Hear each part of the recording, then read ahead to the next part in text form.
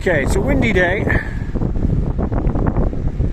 and I've wired up the angle grinder wind turbine to a meter so we can see what we're actually producing.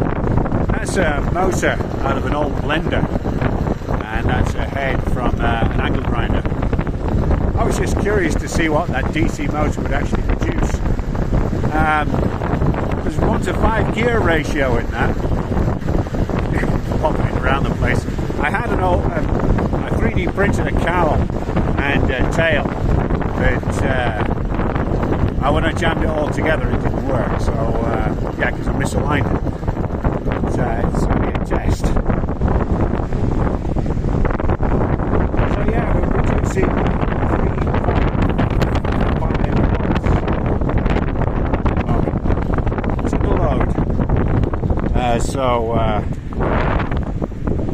Like it is lighting the lights. I think what I'll do is have